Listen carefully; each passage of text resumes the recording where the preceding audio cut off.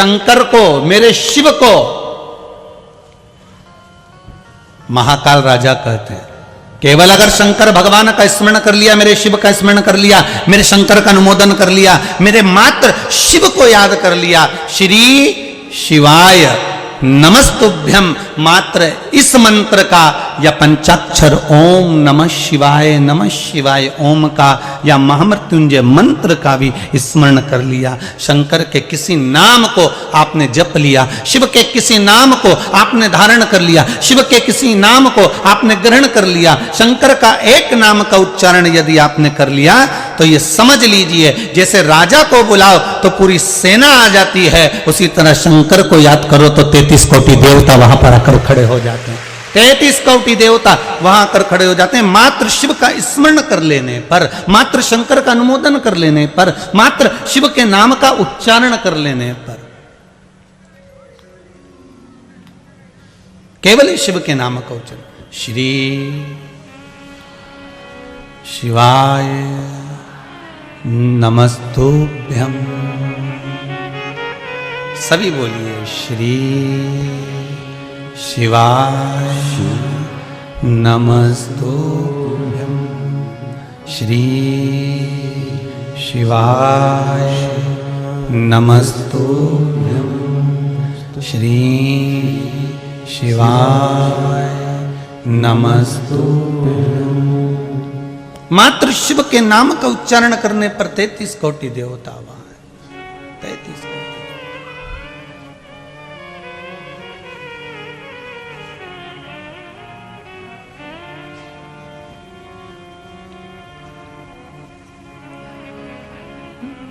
जैसे शिव ने डमरू बजाया और सब देवता वहां आ गए।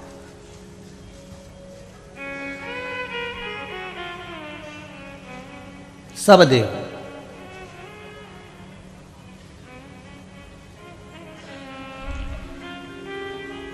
केवल शंकर के डमरू का नाद सुनकर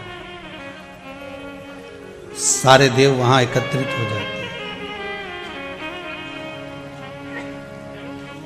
उसके नाम का मात्र स्मरण कर लेने पर सब समय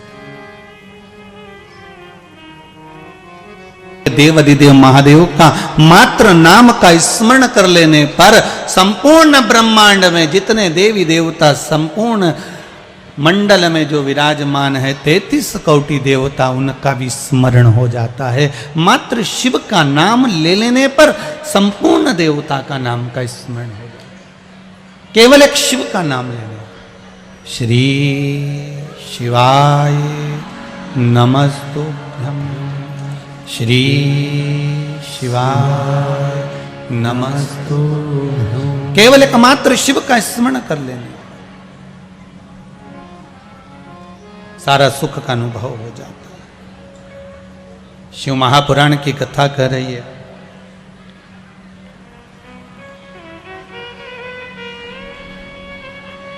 चंचुला देवी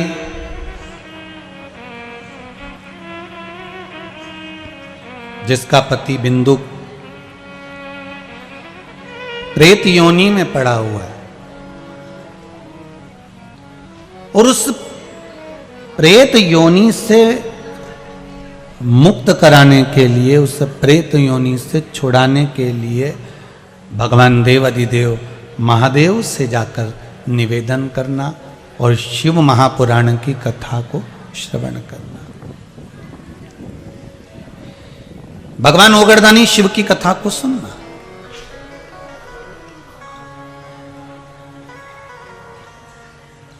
भगवान शिव से निवेदन करना। बहुत सुंदर बात यहां पर कही है, आप भी ध्यान देंगे। यदि भगवान इस लायक आपको बनाए कि आपके द्वारा किसी का भला हो जाए, तो इससे बढ़कर भगवान का कोई एहसान नहीं होगा, कोई कृपा नहीं होगी। इससे बढ़कर कोई कृपा नहीं हो सकती, इससे बढ़कर कोई एहसान नहीं हो सकता।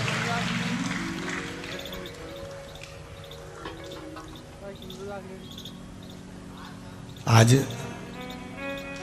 मां कामाख्या सेवा समिति अगर कथा करा रही है और इतने भगत लोग अगर श्रवण करने के लिए आए हैं और इनको ये सेवा करने का मौका मिला है, टेंट लगवाना, बिछात व्यवस्था कराना, बिठाना, ये मौका मिला है, तो इन पर बाबा विश्वनाथ की और माँ कामाख्या की कुछ कृपा होगी, इसलिए उसने ये कृपा कर कर इनको मौका दिया।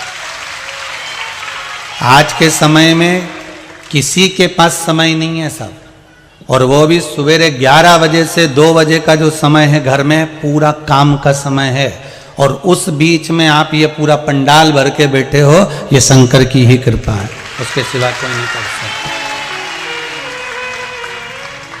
सबके घर में काम पड़ा हुआ है,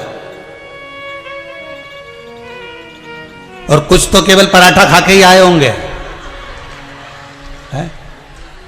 सबके घर में काम पड़ा है, ऐसा नहीं कि कोई नहीं पड़ा। और आधा तो बर्तन पड़ा होगा, आधा तो किसी ने स्कूल भेजा, नी भेजा, टिफिन बनाया, नी बनाया, चाय भी पी कि नी पी, कुछ नहीं कह सकते। और बस एक बात जरूर कह सकता हूं कि स्नान करा होगा, बस ये पक्का है। इसके बाद जो भागा दौड़ी हुई है ना,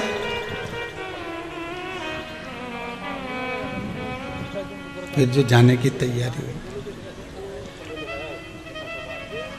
मौका मिला है आपको शिव कृपा का। अब चंचुला देवी ने भगवान देवाधिदेव महादेव से निवेदन करा, भगवान शिव से विनती, बाबा मेरा पति प्रेत योनि में पड़ा हुआ है, और मेरा पति अगर प्रेत योनि में पड़ा हुआ है तो उसकी मुक्ति का कोई उपाय बताइए। भगवान अगर मानव का शरीर दे, भगवान अगर मनुष्य का शरीर दे और किसी के काम आ जाए तो इससे बढ़कर कुछ नहीं। हम पहले भी कथा में कहे,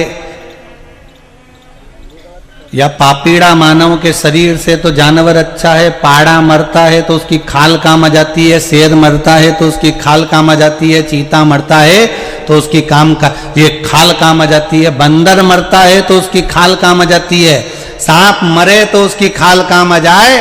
पर यह मनुष्य इतना पाप करता है कि मरने के बाद इसमें आग लगाना ही पड़ती है, ये किसी काम की नहीं होती ये खाल, इसको तो आग लगाना ही पड़ेगा, क्योंकि ये किस काम की है, काम क्या करे ये मनुष्य की खाल। हाँ, कहीं किडनी, लीवर, आंख मांख हो तो लोग निकाल भी ले, ये चमड़ा किस काम का। हाथी मरे तो उसकी चमड़ी काम आ जाए, शेर मरे तो उसकी चमड़ी काम आ जाए, चीता मरे तो उसकी चमड़ी काम आ जाए, हिरण मरे तो उसकी चमड़ी काम आ जाए।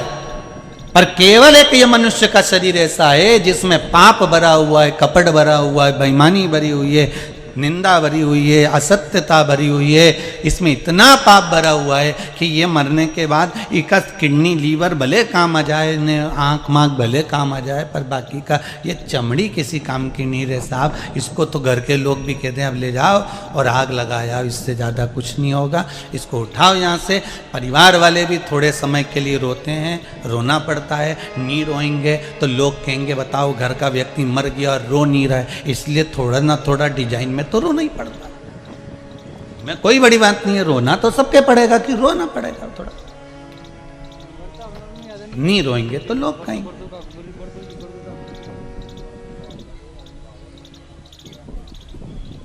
संसार में आए हो तो संसार के रीत रिवाज में रहना पड़ेगा।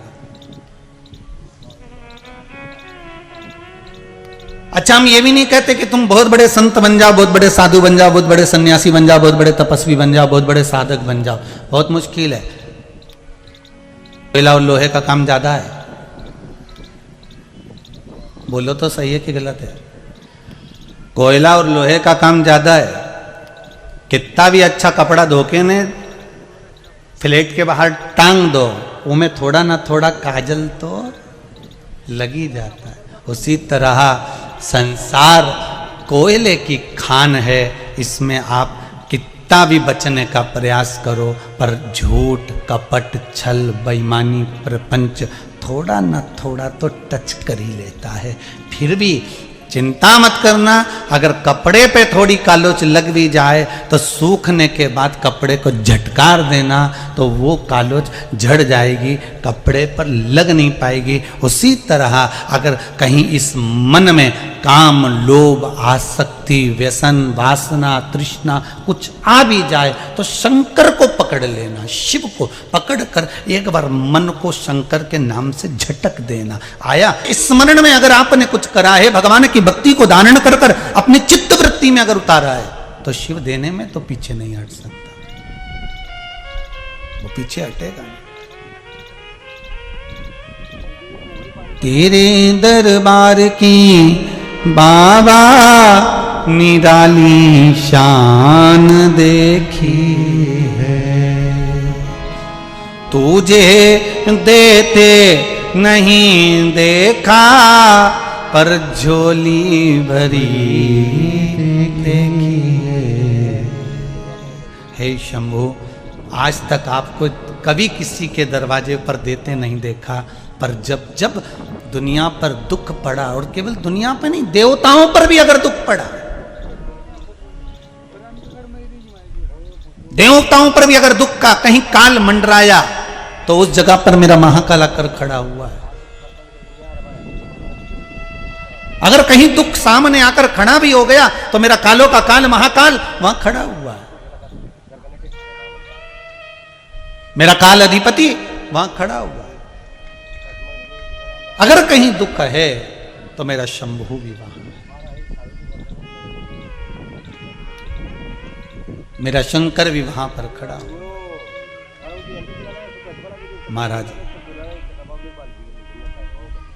चंचुला देवी की आंख में आंसू भरे थे और भगवान शिव से निवेदन कर रही थी, बोले बाबा कुछ कृपा करिए, मेरे पति प्रेत योनि में पड़ा हुआ है और प्रेत योनि में पड़े हुए उस पति के मुझे मुक्ति चाहिए, मैं करूं क्या, ये आप बता दीजिए। मां जगतजननी ने मुझे जो कहा है, माता ने कहा कि शिव महापुराण की कथा करवा, पर मैं जब तुमरुका जी के पास में गई हूं तो तुमरुका जी मुझसे कहते हैं कि तू वेदव्य है और वेदव्य नारी पूजन में कैसे बैठ सकती है, शिव महापुराण की कथा में कैसे बैठ सकती है, तो मैं कैसे कथा करवा सकती हूँ। शंकर भगवान ने कहा तू क्यों चिंता करती है, अगर तू मेरा आराधना करती है तो तेरी जगह पर शिव और पार्वती पूजन में बैठेंगे। शिव महापुराण को ना कोई करवाने वाला है, ना कोई सुनने वाला है और ना कोई बाचने वाला है। शिव महापुराण को तो शंकर स्वयं बाचते हैं, शंकर स्वयं करवाते हैं और शंकर स्वयं श्रवण करते हैं, कोई दूसरा इसमें नहीं है, इनमें कोई दूसरा नहीं कर रहा है। केवल इसलिए समिति का नाम है मां कामाख्या सेवा समिति, शंकर की कथा को मां कामाख्या देवी करवा रही है, शिव की कथा को मां जगदम्बा स्वयं करवा रही है, शिव की कथा को शंकर स्वयं करवा रहे हैं और स्वयं सुनवा रहे हैं। इसमें केवल यहां कामाख्या समिति का नाम नहीं है, यहां आप सबका विश्वास, कहीं ना कहीं आपने पशुपति व्रत करा होगा, कभी ना कभी शंकर जी का एक उपाय आपने करा होगा, तो शंकर ने आपके उपाय के फल स्वरूप ये शिव महापुराण की कथा भिलाई में दे दी है। ये शिव के कृपा से प्राप्त हुई है, शंकर की कृपा से, कहीं उसकी कृपा से हमको मिल गई है, और मिली है तो उसका आनंद लीजिए, उस फल का सुख, उस आनंद का सुख हमें प्राप्त हो।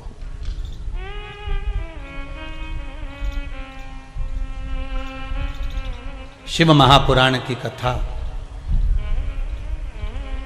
वर्णन कर रही है, शिव पुराण की कथा भगवान ओगड़दानी की कथा कह रही है।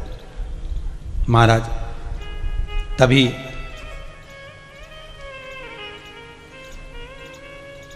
ओगड़दानी शिव की कथा कर रही है। भगवान शंभु, भगवान शंकर को केवल स्मरण कर लेने पर, केवल याद कर लेने पर 33 कोटि देवताओं का सुख प्राप्त हो जाता है।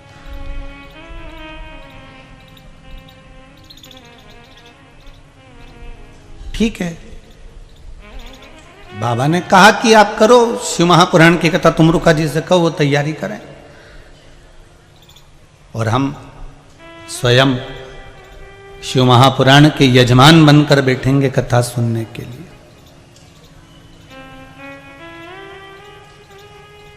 हम स्वयं बैठेंगे कथा सुनने के लिए, आप करें तैयारी।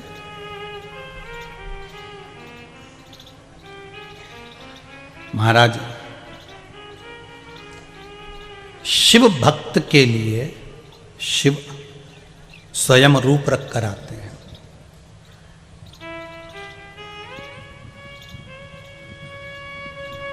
और कोई दूसरा रूप शंकर जी कभी नहीं रखे। फिर निवेदन करें, केवल एक कृष्ण के लिए गोपी का रूप रखा था, एक राम जी के लिए हनुमान का रूप रखा था। इसके सिवाय मेरे भोलेनाथ जी ने किसी की भी परीक्षा ली हो, किसी के दरवाजे पर भी गए हों, एक अपनी धर्म पत्नी पार्वती के कहने पर ब्राह्मण का रूप रखा था। मेरे शिव रूप भले धारण करे हैं, पर किसी के साथ में कभी ऐसा भगवान शंकर ने नहीं करा कि किसी का हृदय को घात पहुंच जाए, किसी के हृदय को ठेस पहुंच जाए।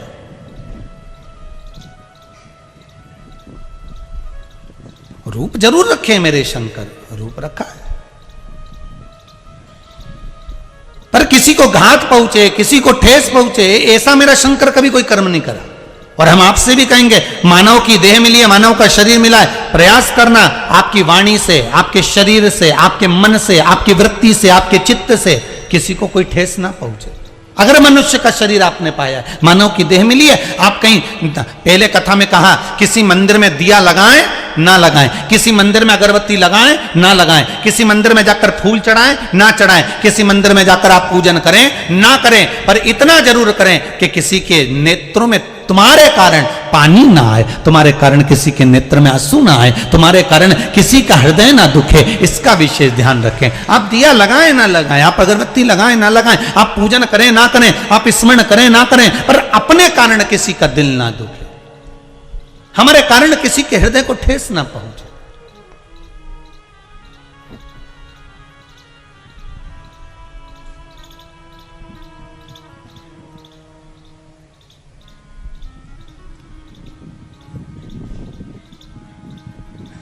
ऐसा हुआ वैसा हुआ, हिंदू धर्म में वापिस सजा, ऐसा प्रयास करिए। इसमें गलती बेटी की नहीं है, इसमें गलती हमारी खुद की है।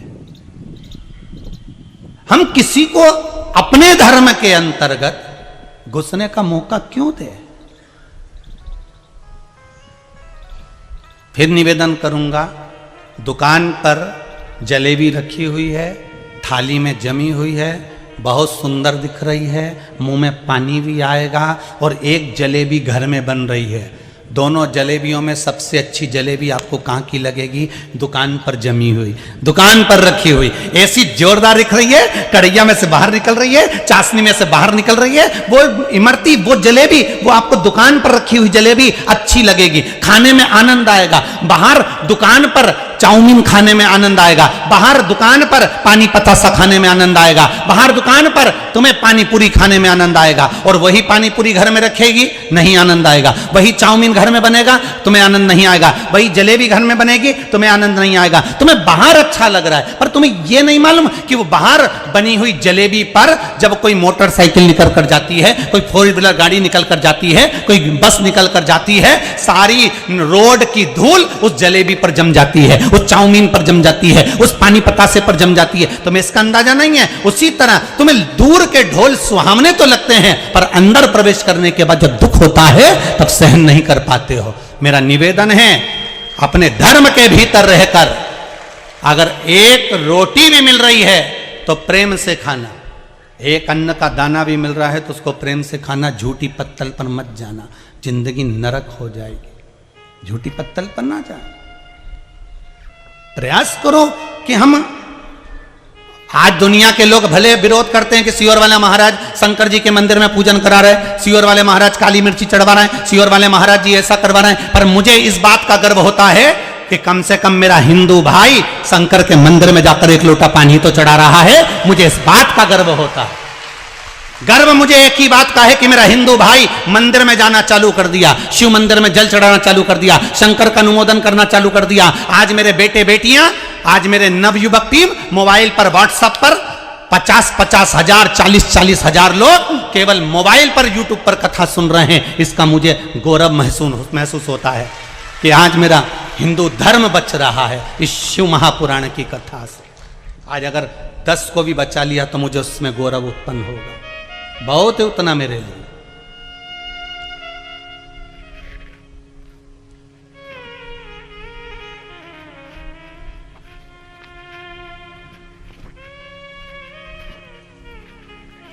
कामाख्या महिला मंडल ने टेंट लगवाया इतना बड़ा, चारों तरफ व्यवस्था करी बैठने की। क्यों करिए? क्या कहीं हमारे धर्म के लिए जागरूकता उत्पन्न हो, कहीं हमारे धर्म के लिए जागरूकता हो।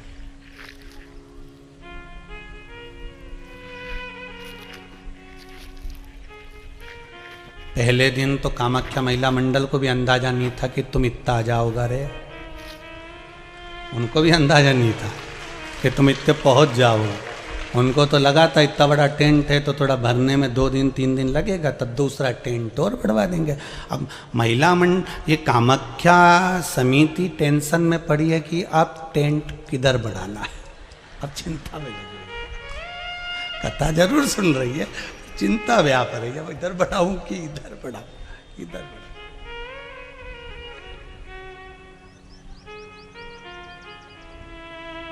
शिव कथा का सुख है। और जितने टेंट के अंदर हैं उतने टेंट के बाहर हैं, जितने अंदर हैं उतने बाहर हैं लोग। बाबा की ऐसी कृपा।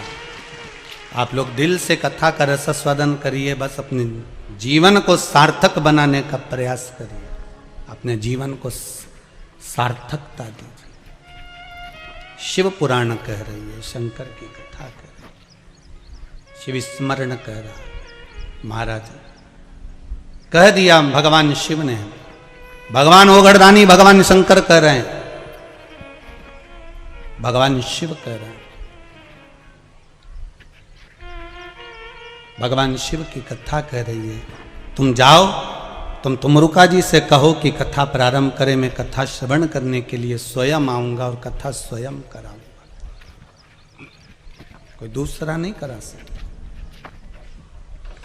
शंकर पर चढ़ाया हुआ एक चावल का दाना, एक मूंग का दाना, या एक बेलपत्र, या एक पुष्प, या एक लोटा जल, इसका फल कितना होता है यह आपके दुख की घड़ी में आपको मालूम पड़ जाएगा कि शंकर किस समय पर देता है। ऑक्सीजन हर कभी नहीं लगाई जाती है, लगाते हैं क्या हर कभी? अरे जम के तो बोलो। वेंटिलेटर पर हर कभी नहीं सुलाया जाता, जब उस समय कुछ बचा ही नहीं है, अब लग रहा है डॉक्टर को कि इसका शरीर काम नहीं कर रहा, इसका शरीर किसी काम का नहीं रहा, अब इसका शरीर सपोर्ट ही नहीं कर रहा, तो फिर उसको ऑक्सीजन लगाई गई, फिर उसको आईसीयू में डाला गया, फिर उसको वेंटिलेटर लगाया गया, फिर उसको मशीनें लगाई गई कि अब इसका शरीर इसके बल पर चलेगा। उसी तरह शिव महापुराण की कथा कहती है, आपने एक चावल का दाना चढ़ाया, एक बेलपत्र चढ़ाई, एक लोटा पानी चढ़ाया, ये पानी का फल, ये बेलपत्र का फल, ये पुष्प का फल तुम्हें ऐसे ही प्राप्त नहीं हो जाएगा। भगवान देखता है, जैसे डॉक्टर को लगता है कि अब ऑक्सीजन की जरूरत है, ऑक्सीजन लगा दो, अब वेंटिलेटर की जरूरत है, वेंटिलेटर लगा दो, अब इस चीज की जरूरत है, ये मशीन लगा दो। उसी तरह भगवान भी देखता है कि तेरे दुख की घड़ी में जब तेरे सामने कहीं काल मंडराने लगता है, दुख आने लगता है, तब भगवान भी तूने जो बेलपत्र चढ़ाई है वो ऑक्सीजन का काम कर कर भगवान तेरे काम को सपोर्ट देता है। तूने एक लोटा पानी चढ़ाया है, भगवान कहता है ये मेरे लिए वेंटिलेटर के बराबर। तेरे को तकलीफ आएगी, तेरे को कष्ट आएगा, तेरी बीमारी बढ़ेगी, तेरे को अगर धन की जरूरत पड़ेगी, तेरे को दुख आएगा, तो समझ लेना तूने जो एक लोटा पानी चढ़ाया है वो तेरे सामने आकर खड़ा हो जाएगा। ये जल खाली नहीं जा सकता, ये बेलपत्र खाली नहीं जा सकता, ये एक पुष्प जो भगवान को चढ़ाया गया है ये खाली नहीं जा सकता। तू जो चढ़ाया है वो तुझे प्राप्त होगा, जो तूने समर्पित करा है वो तुझे मिलेगा।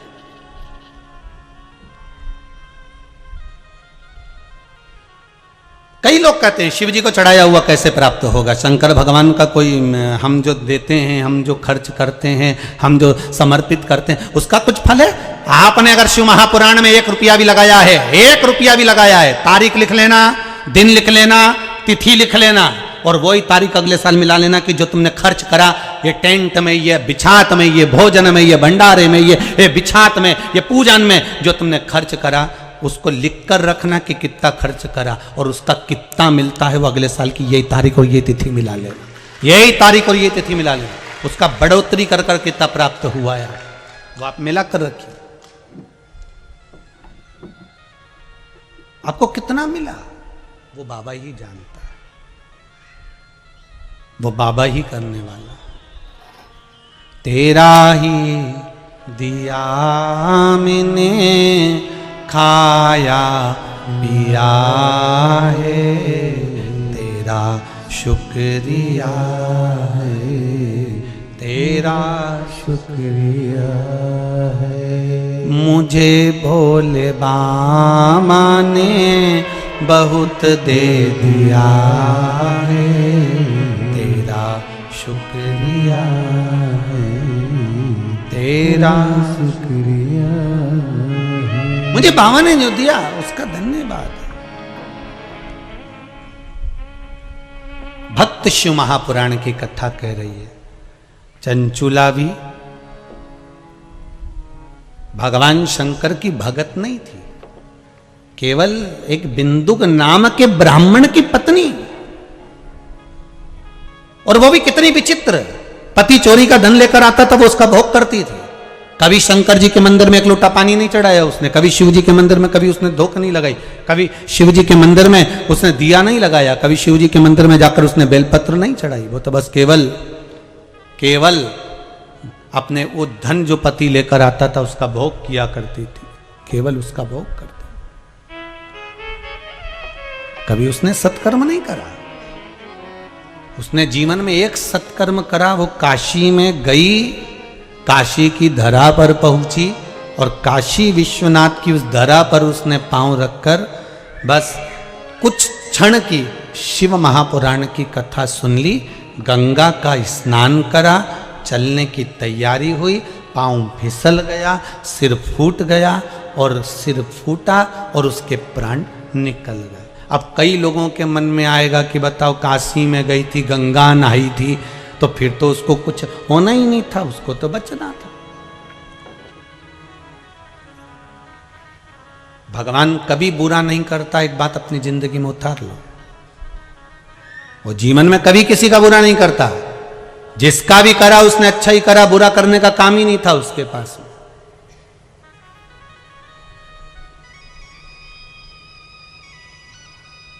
वो किसी का बुरा नहीं करता। फिर चंचुला क्यों मरी? उसको मारने का कारण केवल इतना था कि उसके पति को मोक्ष यही दे सकती थी, पर यह मानव के शरीर में अपने पति को मोक्ष देगी? मानव के शरीर में उसको यह मालूम नहीं था कि मेरा पति प्रेत योनि में है, मेरा पति प्रेत योनि में पड़ गया, उसको नहीं मालूम था। वो तो जब प्राण छूट गए, जब जीवात्मा निकल कर जाने लगी, तो उसको लगा कि मेरा पति तो नरक में पड़ा हुआ है, मेरा पति तो प्रेत योनि में पड़ा हुआ है। तब वो भगवान शंकर के दरवाजे पर जाकर रोती है, बिलखती है, माता पार्वती से निवेदन करती है कि मेरा पति प्रेत योनि में पड़ा है और मैं बैकुंठ में बैठी हूं, ये मुझे सुख सहन नहीं हो रहा, तुम मेरे पति का उद्धार कर दो। तब उसके चित्त में यह बात आई,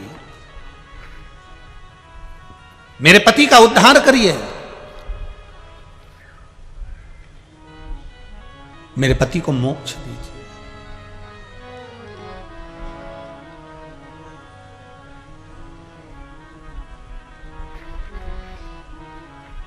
महाराज, अगर मेरे पति को मुक्ति मिल जाएगी तो मुझे सुख का भान उत्पन्न हो जाएगा। ठीक है,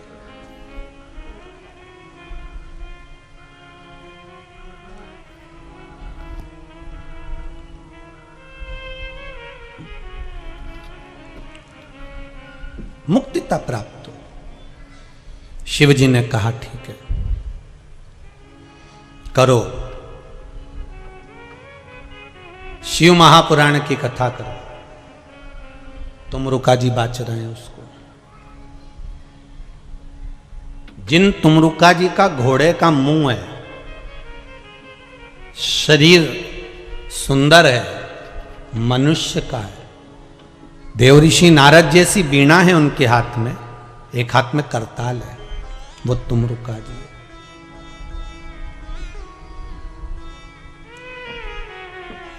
वो का जी, जो शिव महापुराण की कथा को कर रहे हैं, बाच रहे हैं, सुना रहे हैं।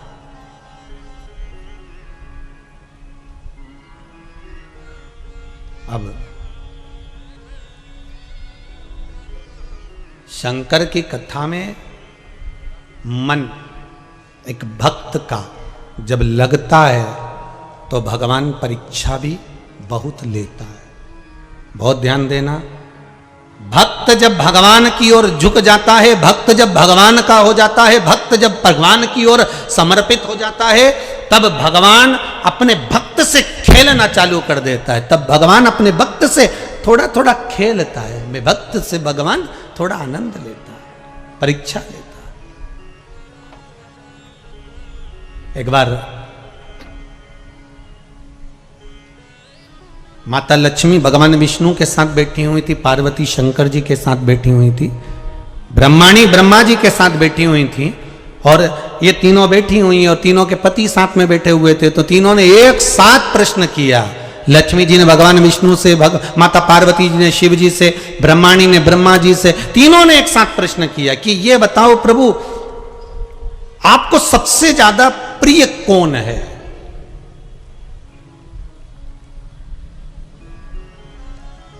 और प्रभु ये भी बता दीजिए कि आपसे बड़ा कौन है? अब भगवान से बड़ा कौन हो सकता है? आपसे बड़ा कौन है? तो भगवान विष्णु और भगवान शंकर और भगवान ब्रह्मा तीनों एक साथ बोल दिए, हमसे बड़ा हमारा भक्त होता है। हमारा भक्त हमसे बड़ा।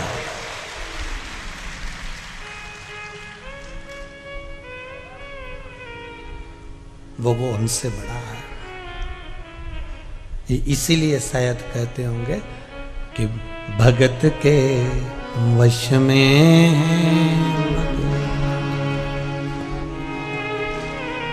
इसीलिए कहते होंगे भगत के वश में। भगवान विष्णु ने कहा मुझसे बड़ा मेरा भक्त है, शंकर कहते हैं मुझसे बड़ा मेरा भक्त है, ब्रह्मा कहते हैं मुझसे बड़ा मेरा भक्त है। तो लक्ष्मी जी ने कहा कहने से पहले फिर विचार कर लो नारायण, कहने से पहले फिर सोच लो। आप कह रहे हो कि आपसे बड़ा आपका भक्त है, फिर सोच लो। अब भगवान विष्णु के मन में आया कि जब ये बार बार बोल रही है कि सोच लो सोच लो सोच लो, मतलब जरूर कुछ गड़बड़ी है। जरूर कोई गड़बड़ी है, होता है। एक नई नई बहू आई, सास ने उसको कहा बेटा एक एक दाना सही से बीनना हो चावल का। हाँ मम्मी। अब बहू कचौड़ी तल रही थी, सास फिर चिल्ला के बोली एक एक कचौड़ी सही से तलना हो। हाँ मम्मी। अब वो बेचारी प्रेस कर रही थी, सास फिर आ गई एक एक कपड़े में सही से प्रेस करना हो। हाँ मम्मी। अब आज बहू नहाने के लिए बाथरूम में गई, 3 घंटे निकल के बाहर नहीं आई। तो सास ने आवाज लगाया बेटा रोटी वोटी नहीं बनाना, तो बाथरूम में बैठी हुई है, क्या कर रही है? मम्मी एक एक बाल को शैम्पू कर रही हूं। अब उसकी सास ने दूसरी बार कहना ही बंद कर दिया कि एक एक कचौड़ी को सही से तलना, क्योंकि उसको मालूम है अगर बाथरूम में जाके बैठ गई तो 3-4 घंटा नहीं निकलेगी। अब वो भी कह देगी मैं तो एक एक नाखून को घिस रही थी साबुन से, फिर एक एक उंगली को घिसा, फिर हथेली को घिसा, फिर हाथ को घिसा, वो भी लग जाए। अब लक्ष्मी जी ने कहा कि आप ध्यान कर लो प्रभु, आपसे बड़ा कौन? भगवान विष्णु ने कहा भक्त। पार्वती जी ने भी पूछा आपसे बड़ा कौन? तो के भक्त। तो ब्रह्माणी भी कह रही है आपसे बड़ा कौन? तो ब्रह्मा जी के भक्त। तो इतने में पार्वती और ब्रह्माणी कुछ नहीं बोली, पर लक्ष्मी जी को तो कांटे से खून नहीं। लक्ष्मी जी को थोड़ा सा गुस्सा थोड़ा जल्दी आ जाता था, एकदम अचानक। ये होता है, जो अपने मायके से थोड़ा माल ज्यादा लाती है ना, वो अकड़ में रहती है, ऐसा रहता है। तो तो लक्ष्मी जी जब ब्याई थी ना भगवान विष्णु के साथ में, तो लक्ष्मी जी जब भगवान विष्णु के साथ ब्याई थी तो समुद्र देवता ने कितना दिया था, रत्नाकर ने कितना दिया, रतन माणिक मोती सोना चांदी हीरा पन्ना अंबर पीतांबर सब लक्ष्मी जी के कन्यादान में दिया। तो लक्ष्मी जी को अहंकार रहता थोड़ा सा, तो लक्ष्मी जी ने कह दिया फिर विचार कर लो। भगवान विष्णु ने कहा कर लिया विचार, अच्छे से सोच लिया। तुमसे बड़ा कौन? भगवान बोले भक्त। लक्ष्मी जी बोली ठीक है, अगर तुमसे बड़ा तुम्हारा भक्त है तो भक्त मेरा जेठ लगा। ठीक है, भक्त कौन लगा? लक्ष्मी जी का जेठ। अब लक्ष्मी जी उसकी क्या लगी? बहू। तो बहू जेठ से खुले सिर रहती है कि पर्दे में रहती है? जम के तो बोलो जरा। पर्दे में रहती है। इसीलिए जो भक्त होते हैं ना, इससे लक्ष्मी पर्दा कर रहती है इनके जीवन में। कई लोग कहते हैं हम मंदिर जाते हैं, हम भगवान का व्रत करते हैं, हम उपास करते हैं, हम ये करते हैं, पर भगवान हम ही को दुख क्यों देता है? लक्ष्मी जी पर्दे में, जेठ है भक्त, जेठ। थोड़ा भगवान विष्णु ने पूछा तुम कहना क्या चाहती हो? लक्ष्मी जी कहने लगी अगर भक्त आपसे बड़ा है तो वो मेरा जेठ हो गया और मैं उसकी बहू हो गई। इसलिए आपके भक्त लक्ष्मी जी से थोड़ी दूरी बनाकर रखेंगे, क्योंकि बहू में और जेठ में दूरी होती है।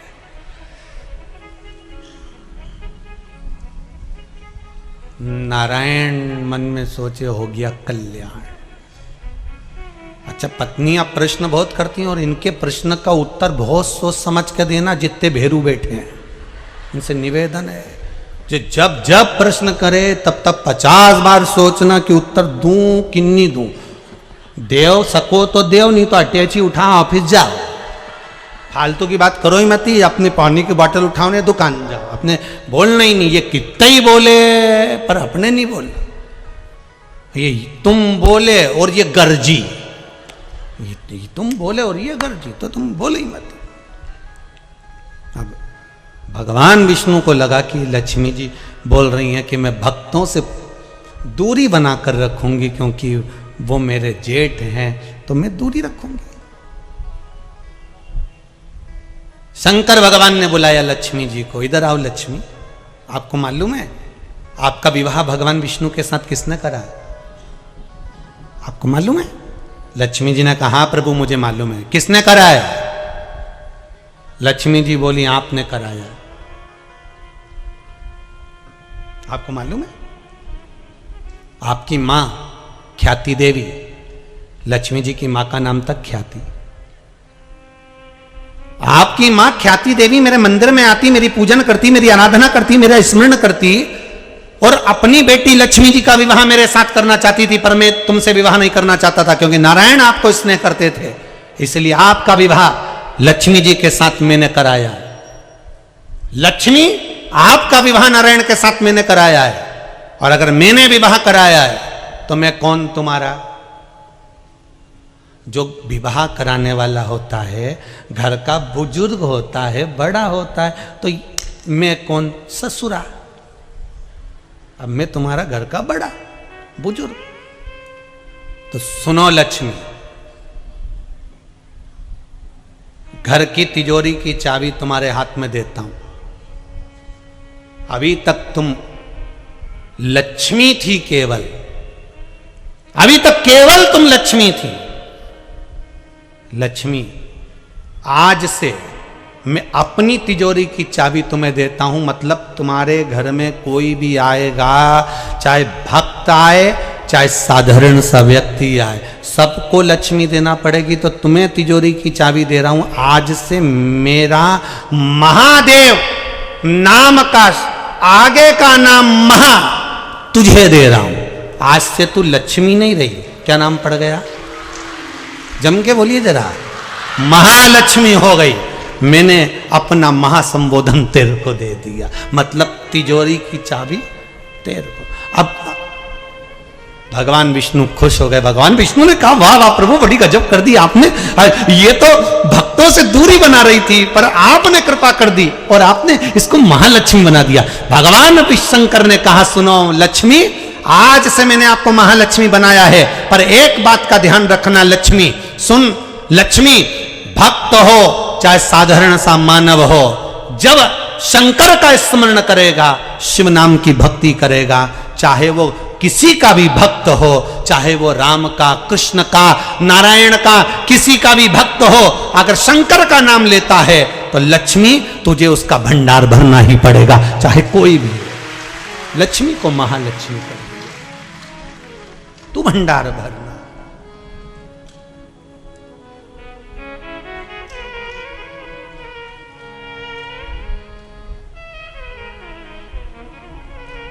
भक्त बड़ा जरूर है और है भगवान।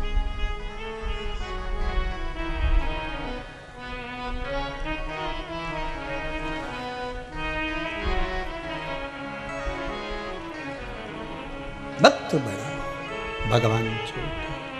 मारा भगत के वश में है, भगत के वश में है भगवान।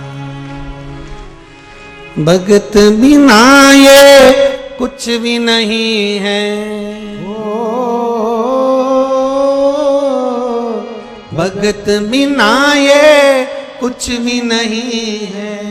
भगत हैं इनके प्राण, भगत के वश में है भगवान। भगत के वश में है भगवान।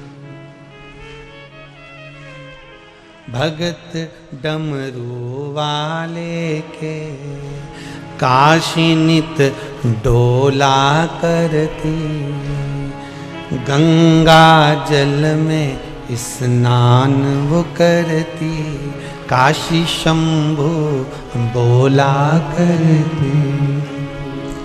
भगत बिना वो कुछ भी नहीं है, भगत बिना वो कुछ भी नहीं है।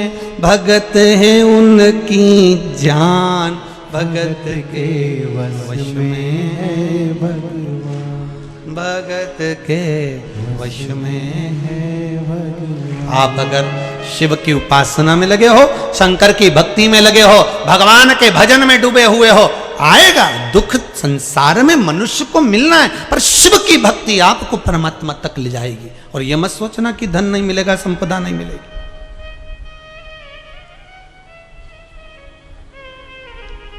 कई लोग कहते हैं शंकर मुक्ति के देवता हैं, कई लोग कहते हैं शिव मुक्त कर देते हैं, शिव मोक्ष के देवता हैं। पर शिव महापुराण की कथा कहती है शंकर लक्ष्मी के भी देवता है। शिव का नाम लेने पर जितना जितना शंकर का हम नाम लेते चले जाते हैं, शिव भक्ति में हम जैसे जैसे डूबते चले जाते हैं, वैसे वैसे मेरा ओघड़दानी लक्ष्मी भी देते चले जाता है। वो कमी नहीं रखता, कमी नहीं रखता वो। अकाल मृत्यु वो मरे, जो काम करे चंडाल का, काल उसका क्या बिगाड़े, जो भक्त हो महाकाल का। जो शंकर का उपासक हो, शिव भक्ति में डूबने वाला हो, उसका बाल बांका नहीं हो सकता। ये पत्र में लिखा किसी बहन ने, बड़ा सुंदर लिखा।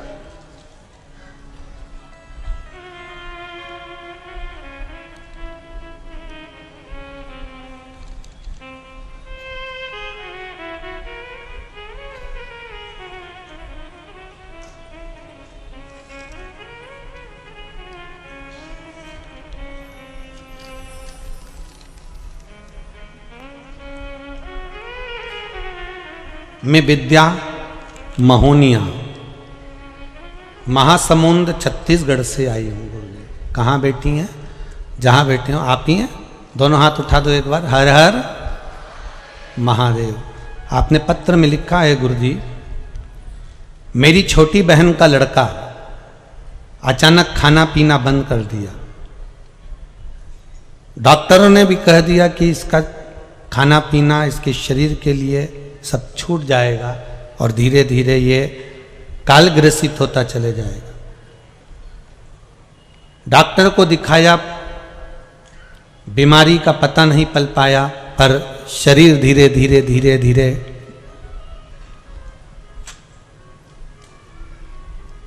बिना भोजन के, बिना कुछ खाने के छिन्न होने लगा। पर गुरुदेव, पशुपति व्रत मेरी बहन ने शिव महापुराण की कथा में सुना था और करना प्रारंभ करा। उस व्रत का फल क्या होता है गुरुदेव, कोई मुझसे पूछे, आपने पत्र में लिखा है दीदी, बहुत बहुत धन्यवाद। आपने लिखा है उस व्रत का फल क्या होता है। पहला सोमवार का व्रत करा और मेरे उस बहन के बच्चे ने मुख में पहला निवाला लेना प्रारंभ कर लिया था। दूसरा व्रत करा, मेरी बहन के बच्चे ने एक रोटी खाई, और तीसरा व्रत करा, वो अच्छे से भोजन करना चालू कर दिया। डॉक्टर भी आश्चर्य में पड़ गए कि इसका तो क्या होना था और कैसे रह गया, ये डॉक्टर भी आश्चर्य में। बैठो बहन, बहुत बहुत हर हर महादेव। शिव उपासना का फल किसको कहते हैं, शंकर की उपासना किसको कहते हैं। एक बहन, जिसने मनुष्य का शरीर दिया है, मानव की देह दिए, मानव का शरीर जिसने दिया है, देने वाला ही भर जाएगा तेरा जीवन। आप बाबा से निवेदन करो, क्यों नहीं देगा।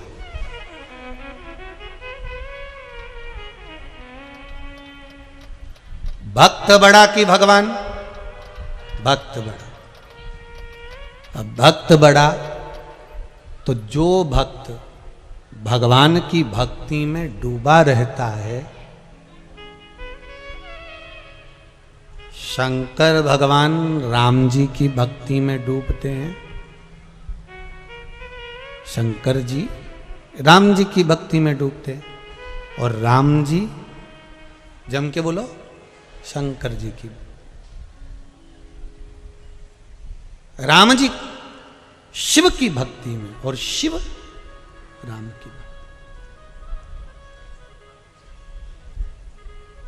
अब शंकर जी की भक्ति कौन कर रहे हैं, राम जी।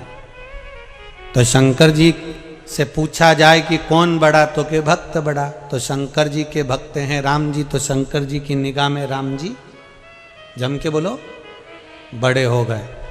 अब राम जी भक्ति कर रहे हैं शंकर जी की, तो राम जी की निगाह में भक्त बड़ा, तो भक्त शंकर हैं, तो राम जी की निगाह में बड़ा कौन है, शिव जी।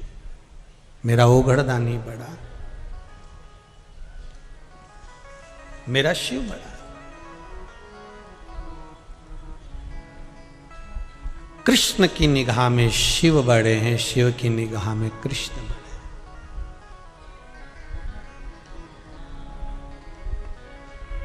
जितने जितने भक्त हैं ना शंकर की कथा सुनने वाले, शिव भक्ति में ये प्रथम है। इनकी भक्ति को कोई कुछ नहीं कह सकता। और आज के जमाने में जो शंकर जी के भगत हैं ना, जो शिव महापुराण सुन सुन के जो शिव के भक्त हो गए, इनको लोग देख देख के पागल समझते हैं कि ये तो पागल हो गई है शंकर की कथा में। 24 घंटे एक ही काम, शिव महापुराण। जब मोबाइल खोलेगी शिव पुराण, जब टीवी खोले शिव पुराण, जब फेसबुक व्हाट्सएप मोबाइल केवल शिव पुराण। इससे बढ़कर और क्या चाहिए। पहले लोग व्हाट्सएप खोलते थे तो कंजन क्या क्या देखते थे, अब कम से कम शंकर को तो देख रहे। और जितने लोग इंस्टाग्राम चलाते हैं ना, वो उसमें गाने डालते हैं, तो पहले आड़े टेढ़े गाने डालते थे, अब तो शंकर ही शंकर के इतने भजन डले दादा, शिव जी के भजन। जहां देखो तुम शिव की भक्ति में लोग, शंकर जी शिव उपासना में। अब इससे बढ़कर और क्या परिवर्तन चाहिए बोलो। अच्छा, ये कोरोना महामारी में सब कुछ बदला। तो भक्त भी बदले। जो कभी मंदिर नहीं जाते थे वो भी मंदिर जा रहे हैं, जो कभी भगवान का भजन नहीं करते थे वो भी भजन कर रहे हैं। इससे बढ़कर और क्या सुख चाहिए?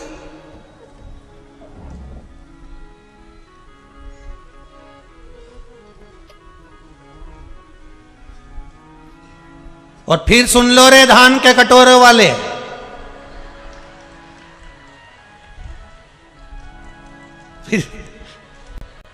फिर सुन लो। इस्पात नगरी में रह रहे हो, लोहे की नगरी में लोहा यहां पर बहुत बनता है।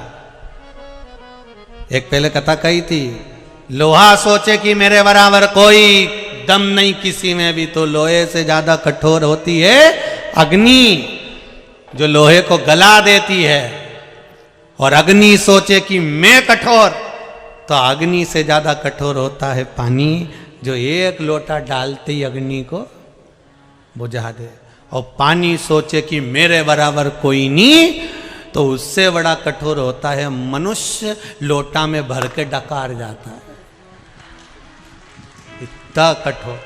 तो मनुष्य सोचे कि मेरे बराबर कोई नहीं, तो मनुष्य भी ध्यान रखना तुमसे ज्यादा कठोर होती है बीमारी, जो अच्छे अच्छे पहलवान को भी निकल जाती है। और बीमारी सोचे कि मेरा कुछ नहीं बिगड़ सकता, तो बीमारी से भी ज्यादा कठोर होता है मेरा कालों का काल महाकाल, जो बीमारी को ही निकल जाता है, बीमारी को जो निकल गया। तो जितने इस्पात नगरी में रह रहे हो, धान के कटोरे के अंदर जितने बैठे हो, इसीलिए हमने सोचा था हर जगह पे जो डूम बनता था वो ऐसा बनता था, इनने कटोरा जैसा क्यों बनाया? समझ में आ गया कि धान के कटोरे में कथा, अब वो समझ में आ गया हमको कि ये गोल क्यों बनाया। इतना में तो हम समझ गए हो।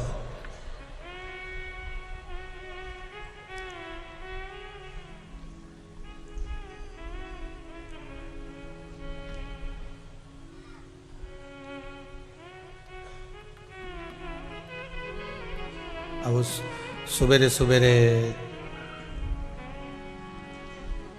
5-6 बजे हम यहाँ पहुँचे भिलाई, तो ये कामाख्या सेवा समिति की माताएं और भाई लोग वहाँ आए लेने के लिए। तो वो सब पाँव धो रही थी वहीं बस स्टैंड के पास में, वहीं चौराहे पे, और वो पुल के पास में सब पाँव धोए।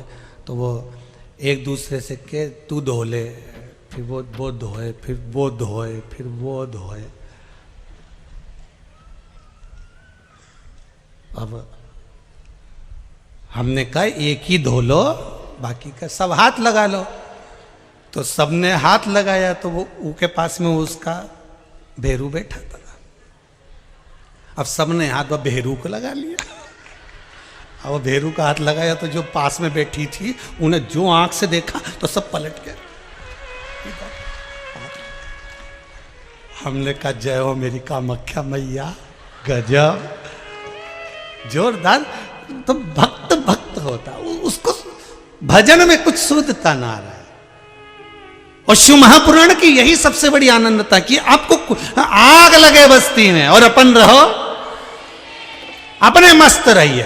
जो ज्यादा गाली दे, ताना दे, अपशब्द बोले, जो तुमको ताने पर ताना दे, तुम और जोरदार खजूर वाली चोटी बना और ऐसा बक्कल लगाओ ऐसा वाला, और फिर निकलो, बोलते रहे, बोले। अपन तो अपनी भक्ति करो, शंकर के भजन में डूबे रहो, राम नाम कृष्ण नाम में डूबो, अपने क्या करना।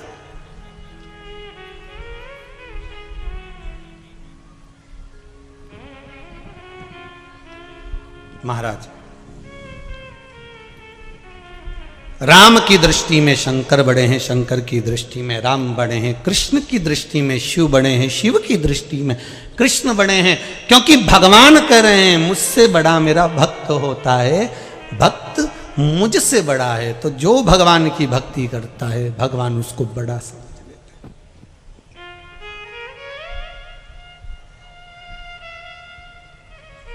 फिर वो कैसा भी भक्त हो। देवराज नाम का ब्राह्मण चोरी का धन लेकर शंकर जी के मंदिर में गया था। ब्राह्मण देवता कथा सुना रहे थे और एक क्षण की कथा उसके कानों में पड़ गई और वहां से वो चल दिया। अब जो ब्राह्मण देवता कथा सुना रहे थे उनको क्या मालूम था कि चोर है, वो तो भक्त समझ रहे।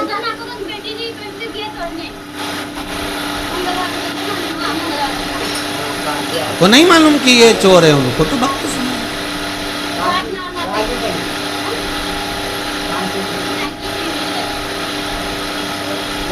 जैसे बेलपत्र के वृक्ष के नीचे चढ़ाया गया पानी हमारे पितरों को प्राप्त हो जाता है, शिव जी को चढ़ाया गया पानी 33 कोटि देवताओं को प्राप्त हो जाता है। उसी तरह भगवान देव अधिदेव महादेव को समर्पित करा गया एक बेलपत्र 3 लोक के हमारे संपूर्ण देवी देव जो भी विराजमान हैं सबको प्राप्त। जल की बड़ी महत्वता है कि जल शिव जी को जब चढ़ाया जाता है, जल जब हम बेलपत्री के पेड़ के नीचे चढ़ाते हैं, पीपल के वृक्ष के नीचे जल चढ़ाते हैं, आंवले के वृक्ष के नीचे जल चढ़ाते हैं, तो उसकी कितनी कितनी महत्वता है,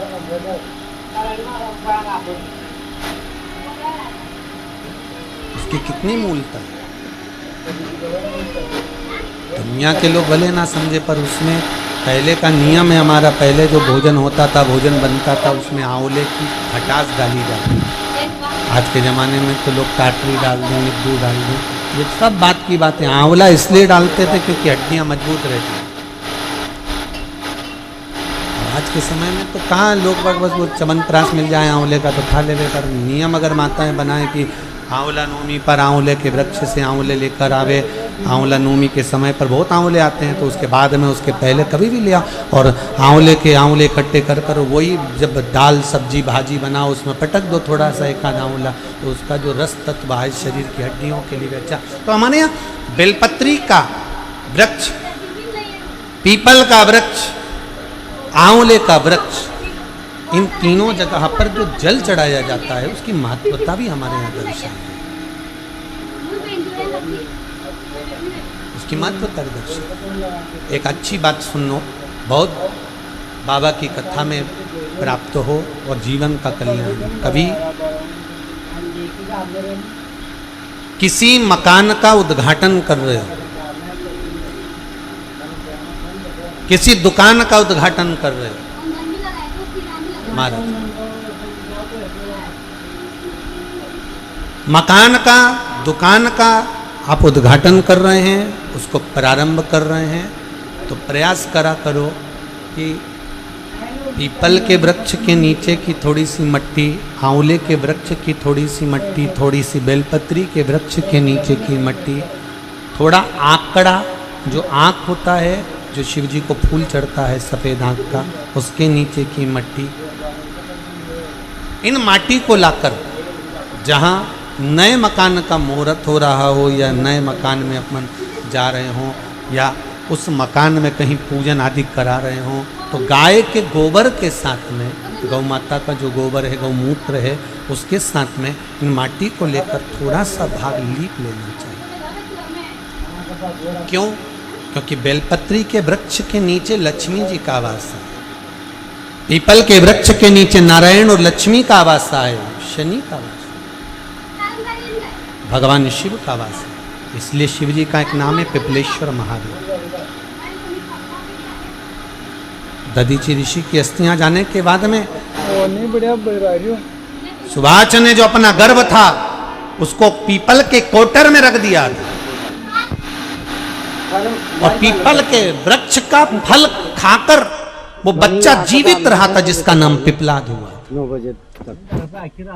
शिवजी ने उसको वर प्रदान करा था, इसलिए उसका भगवान शंकर का नाम पीपल के वृक्ष के नीचे पिपलेश्वर महादेव पड़ गया।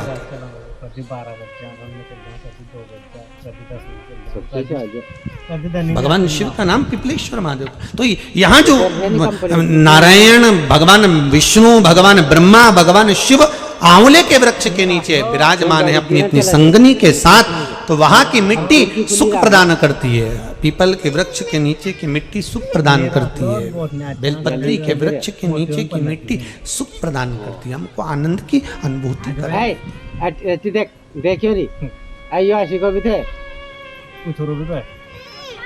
हाँ। सुख जहां मिल जाए। महाराज शिव महापुराण की कथा कह रही है, देवराज नाम का ब्राह्मण थोड़ा सा कथा का रसास्वादन कर कर, ब्राह्मण देवता को नहीं मालूम कि ये चोर है, उन्होंने तो उसको भक्त समझा कि कथा सुनने के लिए आया है। देखो मालूम नहीं पड़ पाता अपने कथा के पंडाल में, अपने एरिया में कौन बैठा है, कैसा बैठा है, क्यों आया है, अपने को क्या मालूम। आप तो कथा के पंडाल में आया है तो आप समझेंगे कि कथा सुनने आया, अपने को क्या मालूम कि ये क्या करने आया। वो बाटो पर जा, वो लड़कियां सुन, वो लड़कियां ले पग में लगा पर जवा। हमें अंदाजा नहीं है कि वो क्या करने के लिए आया, हमें तो अंदाजा इस बात का है कि वो कथा सुनने के लिए आया, कथा श्रवण कर रहा है। अब शिव महापुराण की कथा कहती है, देवराज को कथा सुनी, ब्राह्मण देवता ने अपने मन से बातचीत थी, पर देवराज का मन शिव महापुराण में नहीं लग पाया था। होता है ऐसा, कथा में जानकर बैठने वाला बैठ जाता है और उसका मन नहीं लगता। तो कई लोग कहते हैं गुरुजी आपने तो कथा कही, उसने नहीं सुनी, तो आपको कैसा लगेगा, उसने श्रवण ही नहीं करी। तो हमारा निवेदन फिर वही है,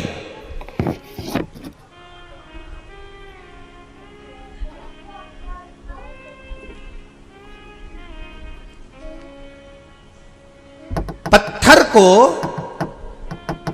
पानी में डाल दीजिए, पत्थर नहीं गलेगा, पर सूर्य की तपन से पत्थर शीतल तो रहेगा।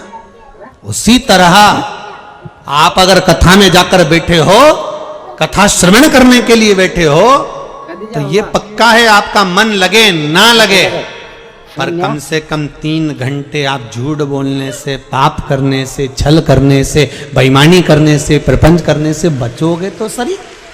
भले आपका मन कथा में नहीं लगे, भले आपका चित्त कथा में ना जाए, भले आपका मन कथा में नहीं पहुंच रहा, पर 3 घंटे आप सत्कर्म तो कर रहे हो, 3 घंटे कहीं पाप तो नहीं कर रहे, 3 घंटे आप झूठ तो नहीं बोल रहे, 3 घंटे आप बेईमानी तो नहीं कर रहे, 3 घंटे आप कथा में बैठकर कहीं झूठ प्रपंच तो नहीं कर रहे, इतना ही बच गए ना, वही बहुत है, उतना ही बहुत है बचना।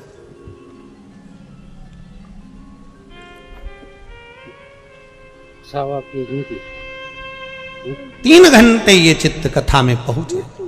शिव महापुराण की कथा कहती है, देवराज का मन कथा में नहीं लगा था, देवराज का चित्त कथा में नहीं लगा,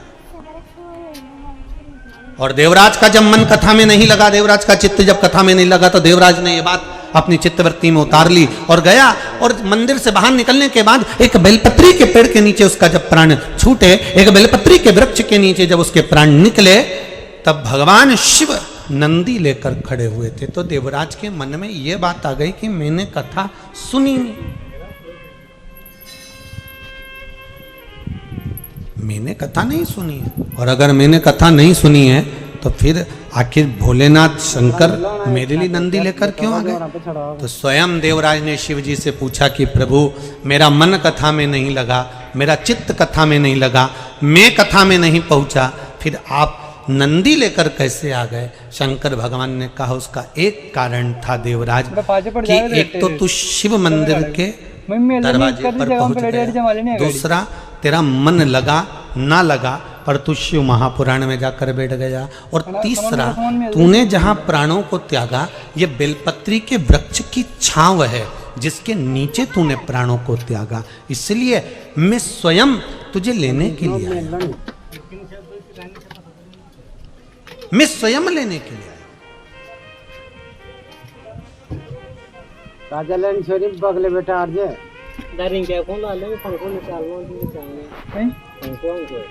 एक दान छोटा सा होता है और एक दान बड़ा सा होता है। बहुत अच्छी भाषा में समझिएगा इसको। आपने किसी को तुलसी का इतना सा पौधा दिया, आपने किसी को बेलपत्री का एक काली सी पॉलिथीन में इतना बड़ा पौधा दिया।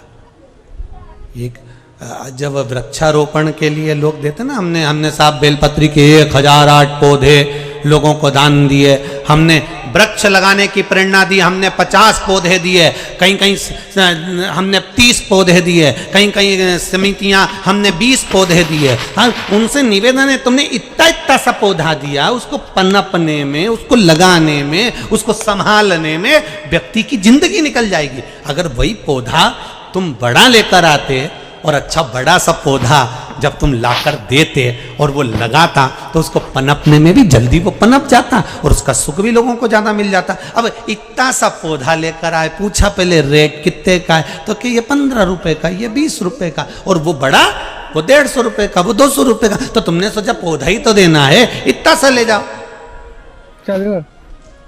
में मुझे छोड़ जाना करेगा। जितने लोग आप लोग कथा में बैठे हो और जितने आस्था पर सुन रहे हो और जितने फेसबुक यूट्यूब पर सुन रहे हो, ईमानदारी से बोलना, आपको भी किसी किसी ने पौधे दिए होंगे। जो इतने इतने से पौधे दिए होंगे वो कितने दिन तक चले होंगे, तुम बोलो ईमानदारी से। टिके वो? ज्यादा नहीं टिके। 10-20 लगाए होंगे तो उसमें से 1-2 बनते होंगे, टिकते ही।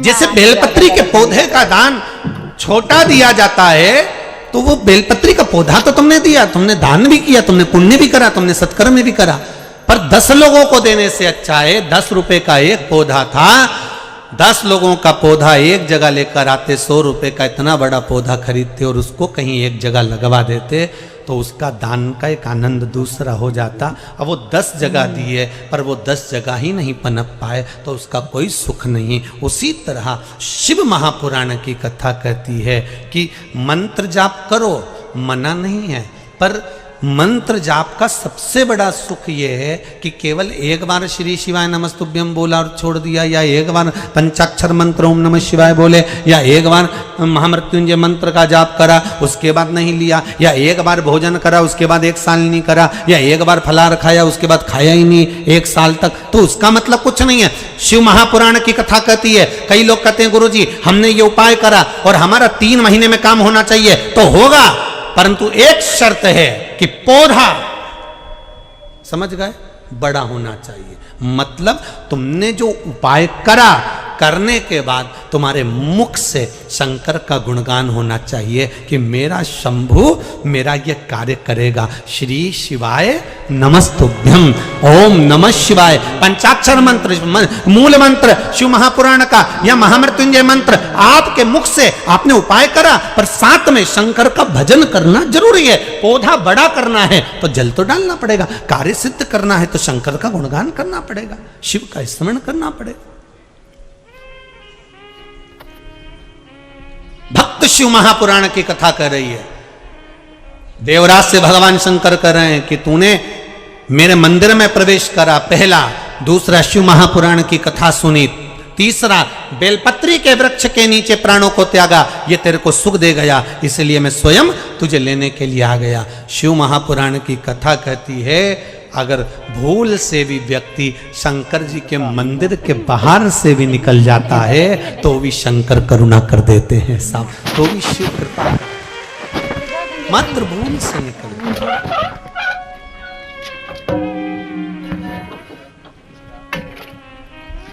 इतना तो करना स्वामी जब प्राण तन से निकले, गोविंद नाम लेकर फिर प्राण तन से निकले।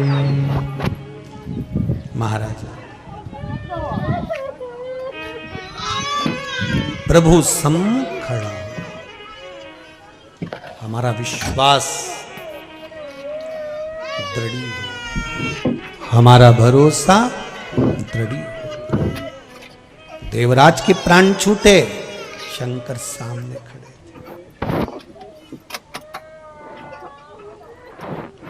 और भगवान से यही कहना है, लिखण वाले तू होके दयाल लिखना, मेरे नयन भीतर शिव का दीदार लिखना, मेरे नयन भीतर शिव का दीदार लिखना,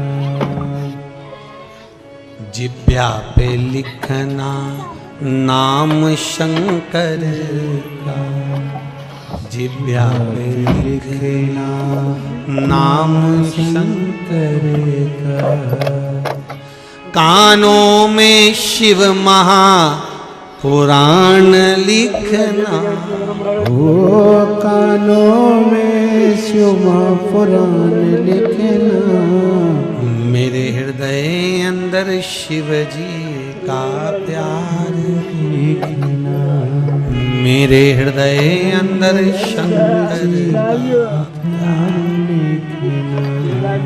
भगवान, अंतिम समय में अगर मेरे प्राण भी छूटे तो तेरा दर्शन।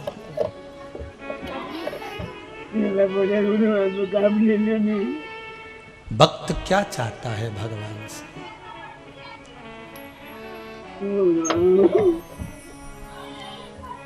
किसी ने पूछा, गुरुजी इतनी पुराण 18 पुराण की रचना वेद व्यास जी महाराज ने करी और 18 उप पुराण,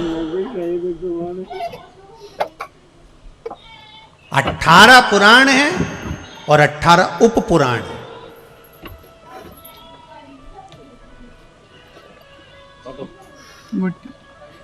अब देखिए 18 पुराण और 18 उप पुराण में किसी पुराण में उपाय नहीं लिखे, केवल शंकर भगवान की शिव महापुराण में वेद व्यास जी ने एक एक चीज लिख कर दे दिया कि ये चढ़ाना तो इससे ये फल मिलेगा।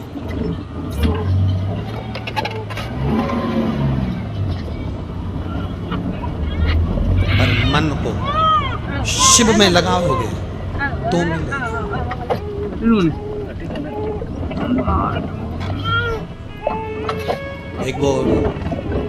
एक भगत बड़ी सुंदर लाइन गाते थे महाराज कि प्रीत करो सो ऐसी कर जो जैसे लोटा डोर, और गलो फसावे आपनो जी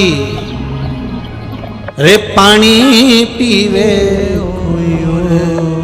काना प्रीत निभाजो जी मने अगर प्रीत करो तो ऐसी करो। तो लोग कहते हैं गुरुजी 18 पुराण 18 उप पुराण, इतनी पुराने होने के बाद सारे पुराण में कहीं नहीं लिखा, केवल एक शिव महापुराण में लिखा कि शंकर को ये चीज काली तिल चढ़ाना, काली मिर्च चढ़ाना, ये चढ़ाना, वो चढ़ाना, शिव को चढ़ाने से फल मिलता है। और ये चीज चढ़ाना, ये चीज रखना, ऐसी बेलपत्र चढ़ाना है, बेलपत्री की डंडी का मुख इधर होना चाहिए।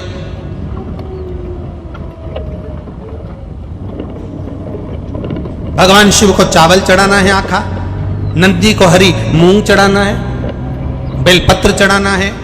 ये सब शिव महापुराण में वर्णन कर दिया। ये चढ़ाना, वो चढ़ाना, शिव को हल्दी, शिव को लेपन, शिव को चंदन, शिव को कैसर, ये सब शिव महापुराण में करा। बाकी की पुराणों में नहीं।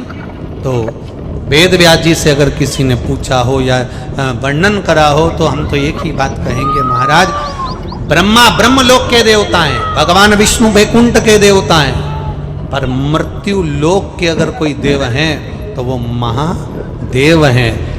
मृत्यु लोक का देव महादेव हैं, तो मृत्यु लोक के इस देवता को लगा कि ये सब मेरी संतान है, ये सब मेरी औलाद हैं, और मेरे घर के बच्चे अगर दुखी रहेंगे तो मुझे दुख होगा। इसलिए शिव की कथा में सारे दुख का निवारण वेद व्यास जी ने लिख दिया कि सब दुख कटना का एक ही निवारण।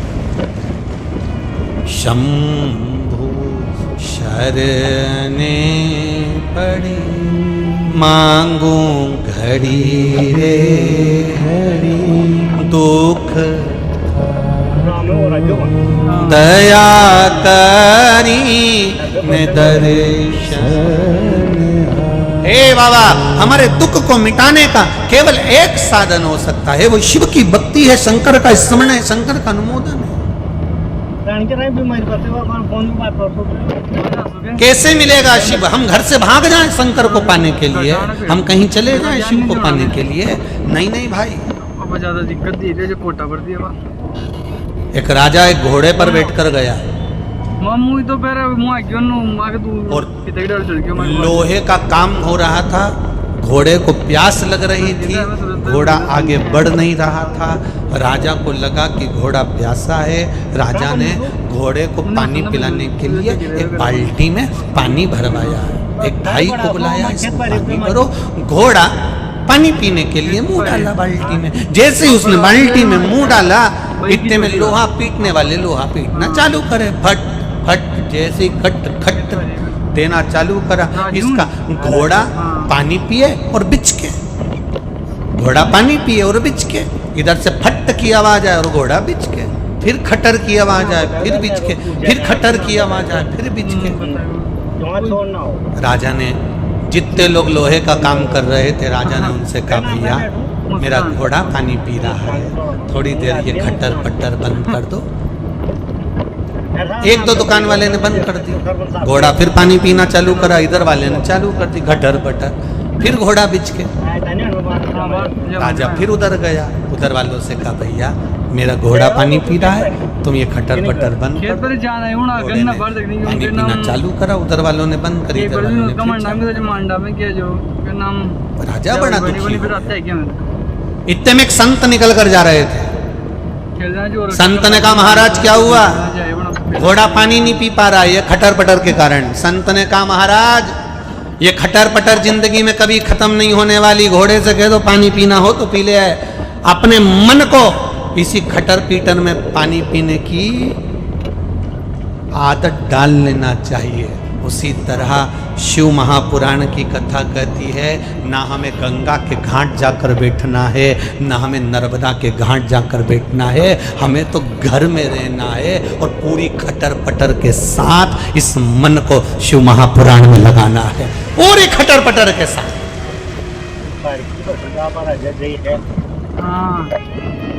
पोता इधर से खींचेगा, दादी दादी इधर से नाती खींचेगा, इधर से पंती।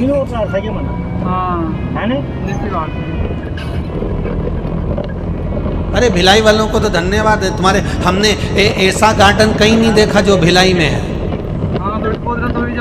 दादा दादी और नाना नानी गार्डन पूरी दुनिया में घूमी आए, पर गार्डन का नाम कहां से लाए? ऐसा गार्डन कहीं नहीं देखा, कहीं नहीं लिखा कि दादा दादी गार्डन, नाना नानी गार्डन, पर भिलाई में बड़े बड़े अक्षर में लिखा है दादा दादी नाना नानी गार्डन। वो गार्डन के लिए नहीं लिखा है, समझदार के लिए लिखा है कि दादा दादी और नाना नानी के पास रहोगे तो दिल गार्डन गार्डन रहेगा।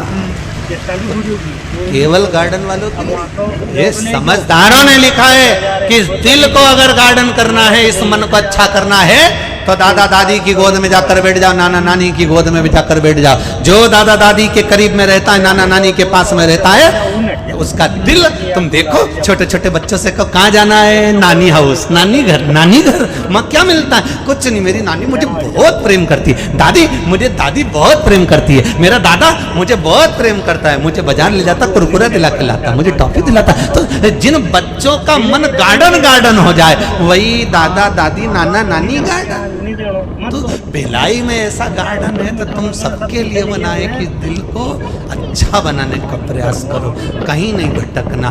भक्त से भगवान है और भगवान की मूलता भगवान है, भगवान की मूलता भक्त की।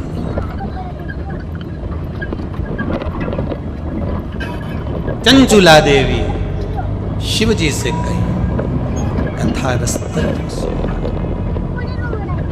ठीक है, श्रवण किया, तुम रुका जी से जाकर निवेदन करो।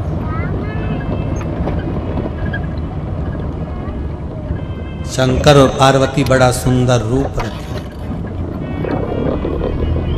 ईश्वर जी और गोरा जी बने, गणा और गोर, गणगौर का रूप धारण करा है ईश्वर जी और गोरा जीवन कर शंकर और पार्वती 16 दिन श्रृंगार करे हैं। हिंदू धर्म में गणगौर 16 दिन की होती है, शंकर और पार्वती 16 दिन श्रृंगार कर रहे हैं महाराज। शंकर जी के 16 श्रृंगार 16 संस्कार हो गए, माता पार्वती के 16 श्रृंगार माताओं ने धारण किए। हाँ आपने जात तो पाप भी सबसे ही गरीब भी नहीं मानने कहता हूँ आप। शिव जी ईश्वर जी, माता पार्वती जी गोरा जी मनी, शंकर और पार्वती आ रहे हैं। जोरदार ताली बजाकर स्वागत करें। शिव महापुराण के आज सुंदर आनंद लेते हुए ईश्वर जी और गोरा जी पधार रहे हैं। बोल काशी विश्वनाथ भगवान की महाकाल राजा की बाबा भोलेनाथ और माता पार्वती जी सुंदर रूप रख कर आए हैं। यजमान ईश्वर जी और गोरा जी का पूजन करेंगे, आरती होगी। आप सब बेलपत्र प्रसाद के रूप में लेकर जाएंगे। भाव भक्ति के साथ में मेरा निवेदन रहेगा सभी से 11 बजे से 2 बजे तक कथा चल रही है आस्था चैनल पर, फेसबुक, यूट्यूब पर, और इस पावन सेक्टर नंबर 7 भिलाई के इस पावन दशहरा मैदान स्कूल प्रांगण के अंतर्गत ये कथा हो रही है। भाव भक्ति से बाबा ने मौका दिया है, बाबा ने आपको बुलाया है। आप प्रेम से शिव महापुराण की कथा श्रवण कर अपने जीवन को धन्य बनाएं। भक्त शिव महापुराण की कथा का लाभ लें। और एक निवेदन आप सभी से है, जितने भी कथा सुनने आ रहे हैं और कथा सुनने आए हो, उनसे निवेदन है सोने चांदी की रकम कोई भी पहनकर ज्यादा नहीं आए, इसका ध्यान रखें। भीड़ भाड़ वाली जगह में सोने चांदी की रकम ज्यादा नहीं पहनना चाहिए। मुंह पर मास्क लगाकर रखें, अपने हाथों को सैनिटाइज करते रहें, भगवान शिव की भक्ति में डूबे रहें। भाव भक्ति से, आनंद से आज की कथा विराम ले रही है। कल फिर कथा की ओर अग्रणी होंगे। कुछ सूचनाएं आशीष जी दे रहे हैं, उसको इसमें 10-20 किलोमीटर भी एक्स्ट्रा जाएगा तो उनके चाहिए फिर अड्डे अपना किलोमीटर देगा तो अपने बजे थोड़ा भी ड्यूटी क्या नहीं फिर अपने ही बाजार में तो हाँ बाजार बार अपना थोड़ी नहीं घुमा तो वो भी बढ़ेगा तो अपने बढ़िया हम वहाँ तो मीटर चाले मान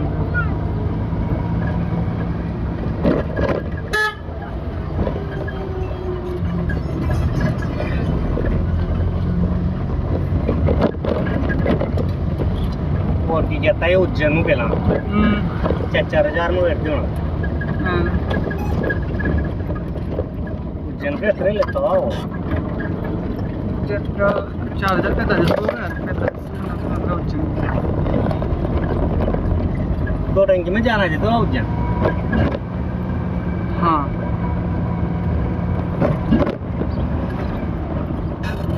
1,000 रुपए की तो टंकियाँ मान लो, मैं जावा की नहीं बराबर। हाँ एक अब तो नोबार डायरी में तो बरा तो 1,900 करना 950 बरा रही अगर कुछ बराबर नहीं अपने न्यू 1,600 में बना नहीं 1800 अबर मंडी तो 1800 एरिया पाटन 1,600 है और मेरा इब्रू 1,600 है। तो पेट्रोल वो सीएनजी जी गैस नहीं चले सीएनजी चार्ज का सीएनजी किट कराना पड़े फिर उनको जाके कम 30-20-25 तो लगता होगा। और पूरे विश्व में भारत की भूमि पर देश विदेश में जो शिव महापुराण की कथा ये 11 बजे से 2 बजे तक मोबाइल पर, फेसबुक पर, यूट्यूब पर और टीवी पर सुन रहे हैं, उनको भी कहूँगा आज अपने घर पर जाकर अपनी नज़र उतरवा लेना, क्योंकि सोमवार की अष्टमी से शिव पुराण सुन रहे हैं। कहते हैं सोमवार की अष्टमी के दिन जो शिव महापुराण की कथा को श्रवण करता है और जो कामना कर कर कथा सुनता है उसकी मनोकामना बाबा पूर्ण कर देता है। ये सौभाग्य मिला है माँ कामाख्या सेवा समिति को, ये सौभाग्य मिला है, इससे बढ़कर कोई सौभाग्य नहीं मिल सकता।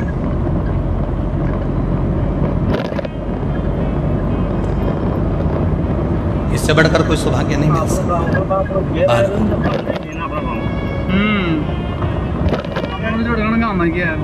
आज आपका मोबाइल पर कथा सुनना धन्य हो गया, मोबाइल सिद्ध हो गया है 18,000 का 20,000 का। आज उस पर भी एक बेलपत्री चढ़ा देना कि तेरी सिद्धता हो गई, आज तो सिद्ध हो गया हो कि मोबाइल पर कथा सुनकर आज मेरी सिद्धता हो गई है, आज मैंने कथा का रस तत्व ग्रहण धन्य भाई।